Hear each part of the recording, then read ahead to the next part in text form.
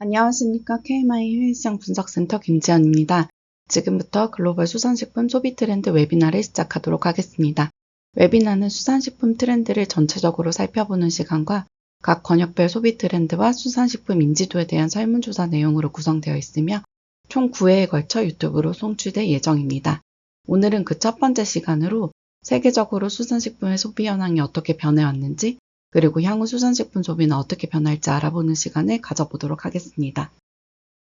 먼저 글로벌 수산물 소비 시장이 어떻게 성장하고 변화했는지를 살펴보도록 하겠습니다. 지난 60년간 글로벌 수산물 소비량은 약 1억 6천만 톤으로 인구 증가, 경제 성장, 콜드체인 시스템의 발전 등에 힘입어 연평균 3%의 성장세를 보여왔습니다. 같은 기간 세계 인구 증가율이 연평균 1.6%라는 것을 감안하면 수산물 소비 시장은 크게 성장하며 세계인의 주요 단백질 공급원이 되었음을 확인할 수 있습니다. 소비 구조를 국가별로 살펴보면 과거에는 유럽, 일본, 미국 등 선진국이 수산물 소비를 주도했다면 근래에는 중국, 인도네시아, 인도 등 아시아 신흥국의 소비 비중이 빠르게 증가하고 있습니다. 이는 아시아 지역의 인구 증가, 중상층 확대, 어업 및 양식업 기반 강화와 밀접한 관련이 있는 것으로 분석됩니다. 그렇다면 국가 간 수산물 시장의 성장은 어떻게 차이가 발생할까요? 유럽 식량농업기구에 따르면 국가별 수산물 소비 시장의 성장세는 경제 수준, 지리적 여건, 문화적 배경 등에 따라 상이한 양상을 보이고 있다고 했습니다.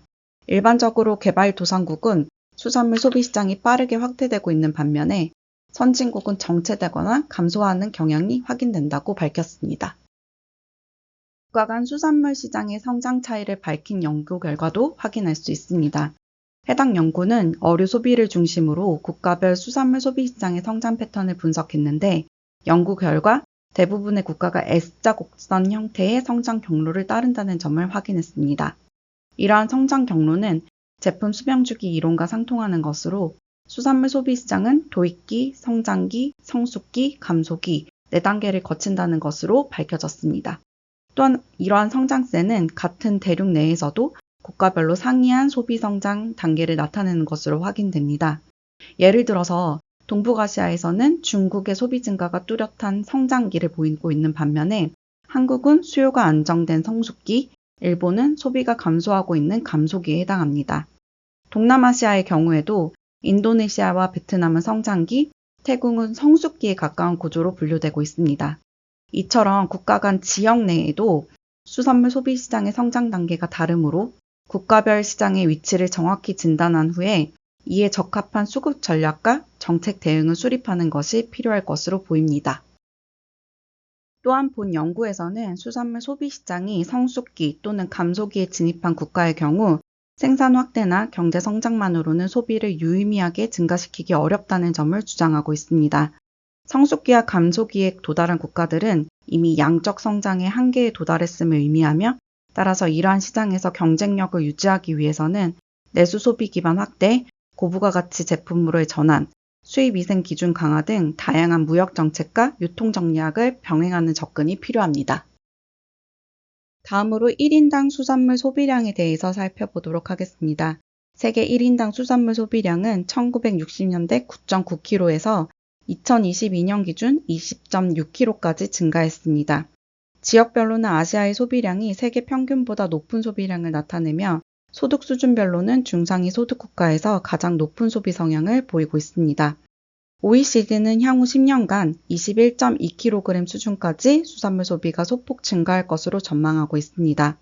그러나 이와 같은 증가는 과거에 비해 크게 둔화된 것으로 평가되며 수산물 소비 둔화 원인은 크게 두 가지로 나누어 설명하고 있습니다. 첫째, 아시아 지역, 그 중에서도 동남아시아에서 수요 증가세가 정체되면서 전반적으로 성장률이 낮아지고 있다고 설명하고 있습니다. 둘째, 육류 등 대체 단백질의 소비 확대로 수산물 소비가 감소했습니다. 대표적으로 일본의 경우 지난 20년간 1인당 수산물 소비량이 지속적으로 감소해왔으며 이는 수산물 가격 상승, 조리의 불편함, 육류에 대한 선호 증가 등 복합적인 요인에서 기인한 것으로 해석됩니다. 이러한 소비 정체 현상은 부류별로도 차이점을 나타내고 있습니다. 먼저 어류의 경우 내수면 어종과 회유성 어종을 중심으로 수요가 확대되고 있습니다. 양식업의 발전과 생산기술 혁신으로 연어, 틸라피아, 메기 등 대표적인 양식 어종의 대량 생산이 가능해지면서 소비자 접근성이 향상된 것이 주요 원인으로 분석됩니다. 반면 해량 어류의 소비 비중은 감소하고 있으며 특히 저서성 어류 및 원양성 어류가 뚜렷한 감소세를 보이고 있습니다. 각각류와 연체동물은 대체로 중갑 추세를 유지하고 있습니다. 새우와 게 등 대부분 양식에 기반하여 안정적인 소비 확장세를 보이고 있으며 문어, 오징어 등 두 종류는 최근 들어 소비가 감소한 것으로 나타났습니다. 조개류 등 기타 연체동물은 비교적 안정적인 소비 수준을 유지하고 있습니다. 해조류는 아직 FAO 식품수급표의 공식 통계에는 포함되지 않았으나 김, 다시마, 미역 등 동아시아를 중심으로 중요한 식품 자원으로 자리 잡고 있습니다. 해조류는 저칼로리, 고식이섬유 등 영양학적 장점과 함께 친환경적인 생산 구조를 바탕으로 향후 식량 안보 및 기후변화 대응 측면에서 활용 가치가 높다는 평가를 받고 있습니다. 이처럼 전반적으로 글로벌 소비 증가세는 둔화되고 있지만 풍력반려는 소비 향상이 상이하게 전개되고 있습니다. 특히 양식 기술 발달에 따라서 일부 품목의 수요가 확대되고 있는 반면 일부 전통 어종은 감소세를 보이는 이중적인 구조가 뚜렷해지고 있습니다. 다음으로 수산물과 관련된 글로벌 이슈에 대해서 말씀드리도록 하겠습니다. 수산물, 수산식품과 관련하여 발견되는 다양한 이슈들이 있습니다만 이러한 이슈들이 나타나게 된 원인과 그 이슈의 함의를 알아내는 것은 어려운 일입니다. KMI 해외시장 분석센터에서는 수산식품과 관련된 이슈를 탐지하고 그 원인을 분석하기 위한 도구로서 씨워치 모형을 운영하고 있습니다.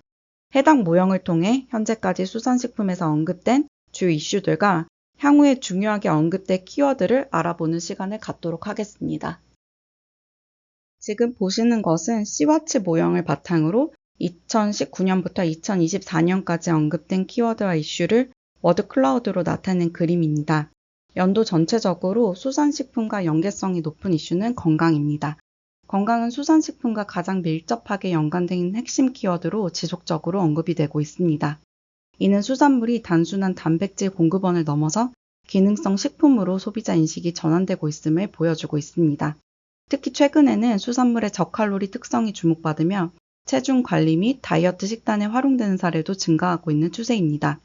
그러나 긍정적 인식과 동시에 해양 오염에 대한 우려도 커지고 있는 점은 주목할 필요가 있습니다. 미세 플라스틱과 중금속 축적 등 환경 유해 물질에 대한 소비자 경계가 확대되면서 수산물 구매 시 위생성과 안정성 정보의 중요성이 더욱 부각되고 있습니다. 이러한 소비자 인식 변화는 연도별 글로벌 수산식품 이슈의 변화 흐름에서도 뚜렷하게 반영이 되고 있으며 향후 수산식품 산업의 브랜드 신뢰도와 시장 접근성에도 직접적인 영향을 미칠 것으로 전망됩니다. 건강 이슈 외에 수산식품에서 다뤄진 주요 이슈를 연도별로 살펴보도록 하겠습니다. 먼저 2019년에는 미중 무역 분쟁의 심화로 관세가 핵심 이슈로 부상했습니다.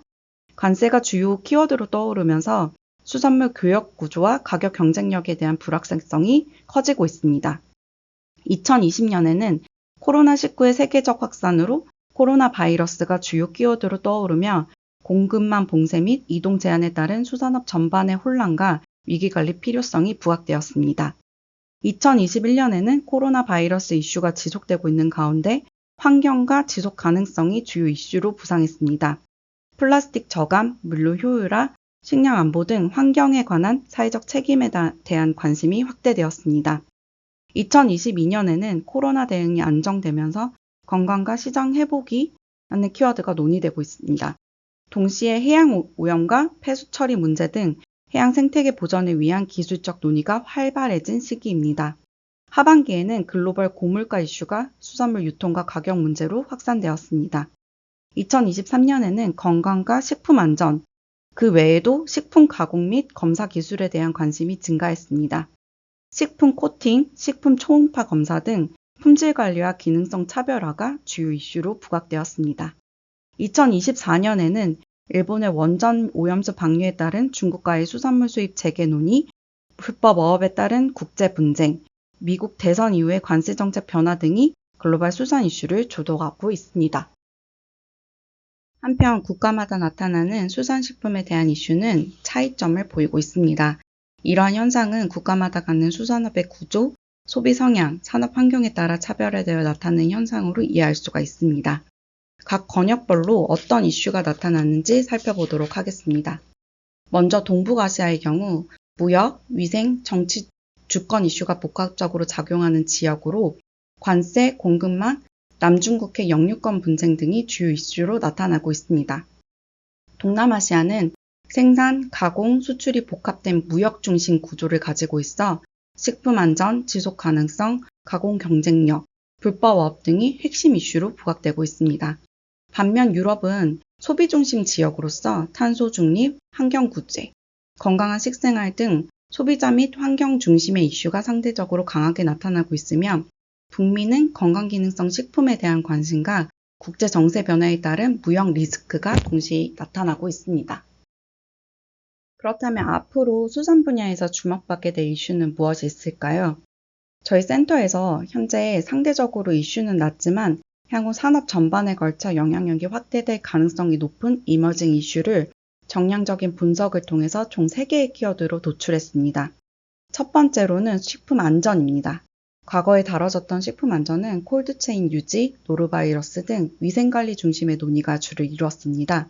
그러나 최근에는 일본 원전 오염수 방류 문제를 계기로 수산물 안정성에 대한 소비자 우려가 크게 확산되었습니다.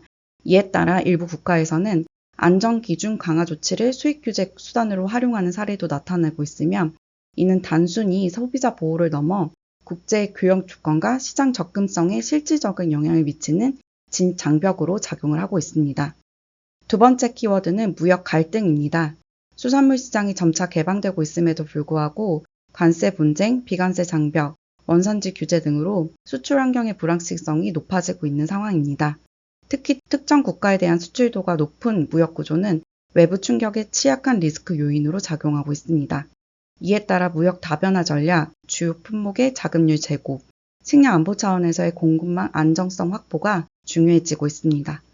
세 번째 키워드는 가치 소비입니다. 소비자들은 단순히 가격보다는 제품의 기능성, 건강 효능, 환경적 가치 등을 중시하는 경향을 보이고 있으며 케톤 식단, 저지방 고단백 식품, 친환경 인증 제품에 대한 관심도 함께 높아지고 있습니다. 이에 따라 수산업계는 기능성 중심으로 제품 개발, 건강성을 강조한 마케팅, 요리법, 스토리 콘텐츠를 활용한 소비자 참여 유도 등 브랜드 경쟁력을 높일 수 있는 전략이 필요한 상황입니다.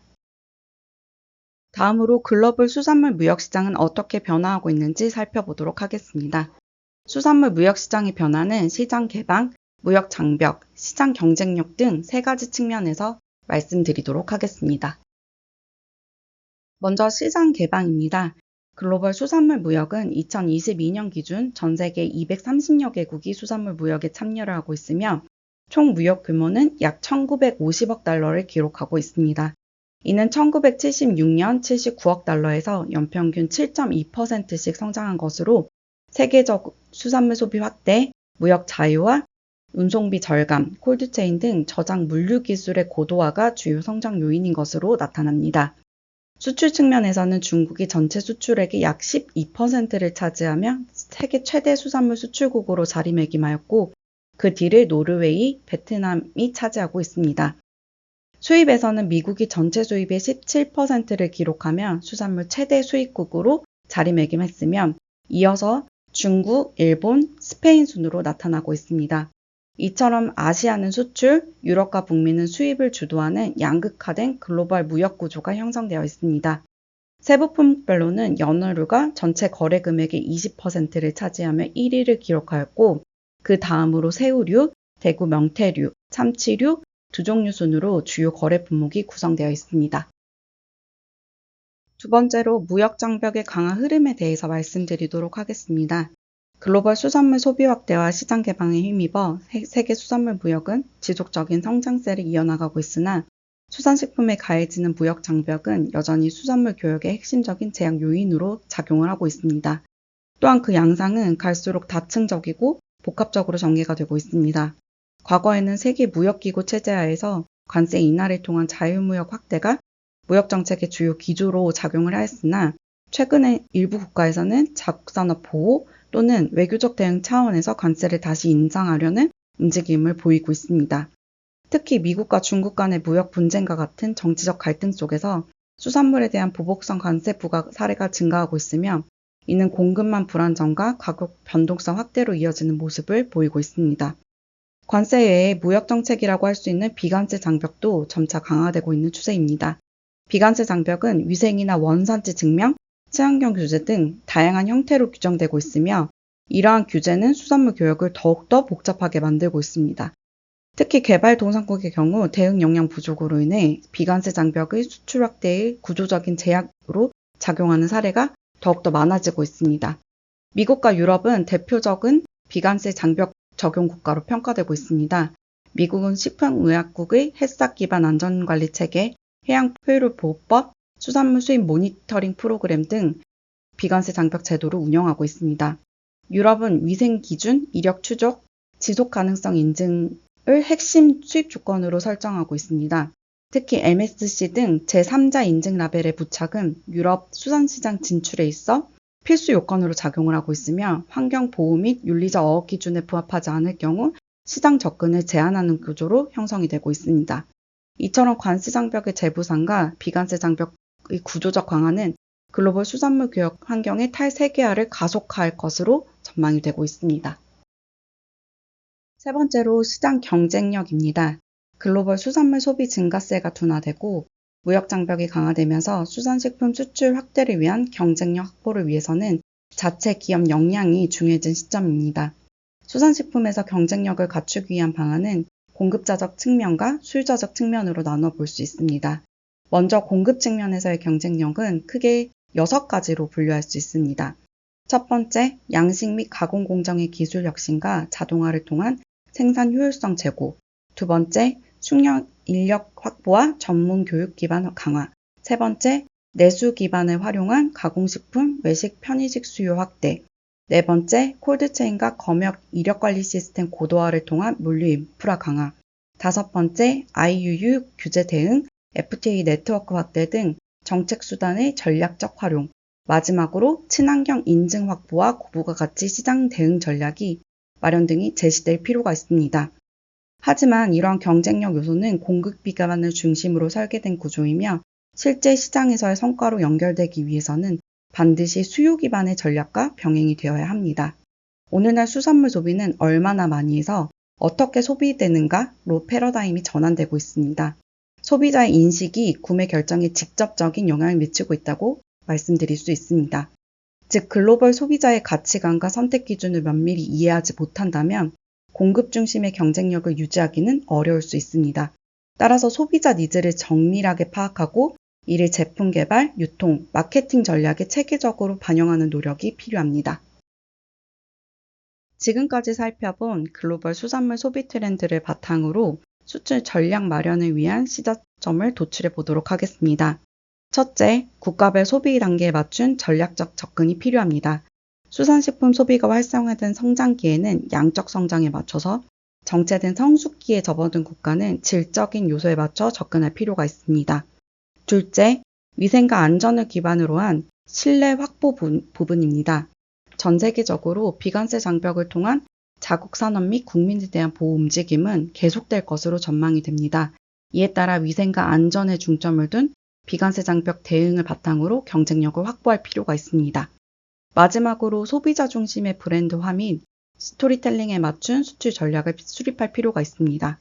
수요 기반의 경쟁력 확보를 위해서는 소비자 니즈에 맞춘 정밀한 브랜드화가 필요할 것으로 생각됩니다. 이상으로 글로벌 수산물 소비 트렌드에 대해서 말씀드렸습니다. 다음 시간에는 권역별로 수산식품 소비 트렌드 및 소비 실태 조사 결과에 대해서 설명해 드리도록 하겠습니다. 감사합니다.